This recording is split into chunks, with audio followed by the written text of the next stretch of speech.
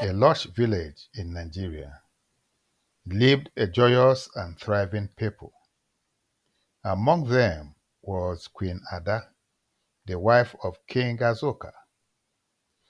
The only sorrow that darkened Ada's days was her inability to bear a son who could ascend the throne of Umuego. But King Azoka had a son by another wife.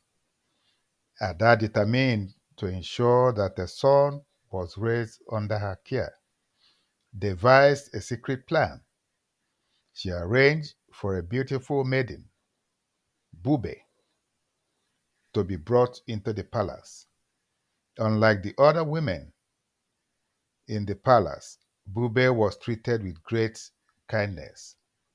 Ada would often invite her into her private chambers, especially on certain nights when she prepared a special dinner for the king and his closest family members.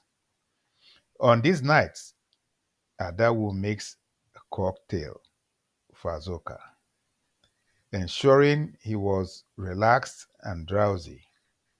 She would then lead him into her chamber, only to have Bube replace her in the royal bed.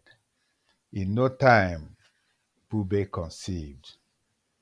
As soon as her pregnancy became apparent, Ada forbade her from leaving the palace. She made sure Bube was veiled from head to toe so that no one, not even the palace guards, could recognize her condition. At the same time, Ada also began covering herself more frequently, concealing any suspicions that she herself was not with child. Ada, having trained as a midwife before her marriage to Azoka, took charge of the delivery alone when Bube's time came.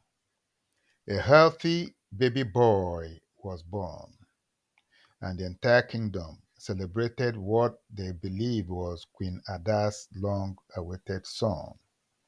She named him Afam.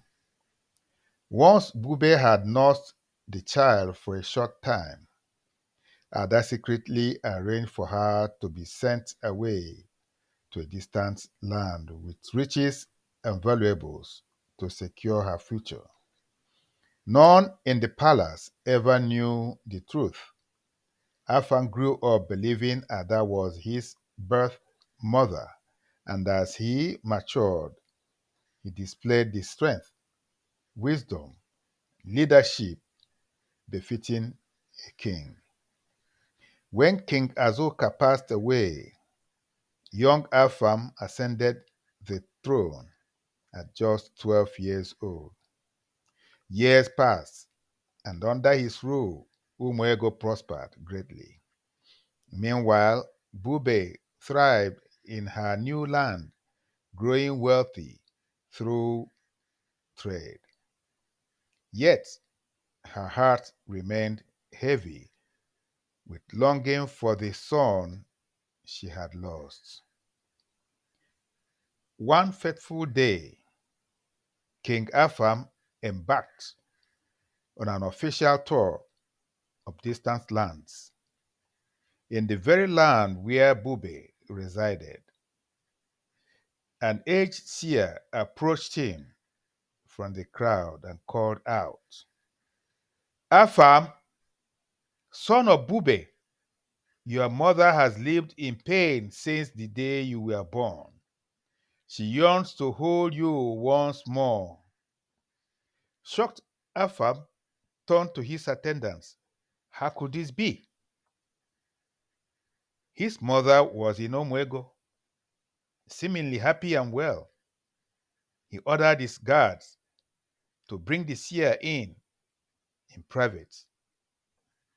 In the quiet of his chamber, the seer revealed the hidden past, how Ada had orchestrated everything, how Bube had borne him, and how she had been cast away. Shocked, still grappling with disbelief, Afam summoned their merchant woman the seer spoke of. When Bube entered the room, Afam was overwhelmed by an inexplicable connection. Her features, her eyes, everything mirrored his own. The truth settled in his heart like the weight of a mountain. Determined to make things right, Afam arranged for Bube to return to Umuego. He planned a grand feast, as was customary in the kingdom, and invited the entire village. Even Ada, now an aging woman, attended without suspecting a thing. During the ceremony, Bube stepped into the dancing arena, dressed in the most regal attire. The moment she finished her dance, Afam stood up to speak. But before he could even make the announcement, Ada had already left the gathering, vanishing into the night. Realizing that shame had driven Ada away, Afam and Bube searched for her until they found her living in solitude. They pleaded with her to return, and though hesitant at first, Ada finally agreed.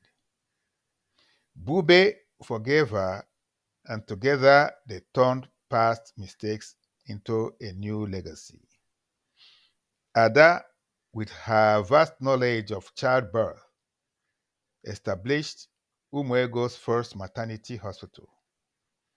She dedicated her life to delivering hundreds of babies free of charge, serving the community she had once deceived.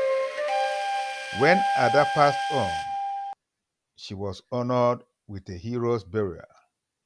To this day, her statue stands in front of the maternity hospital in Umuego, a testament to redemption, forgiveness, and the power of second chances.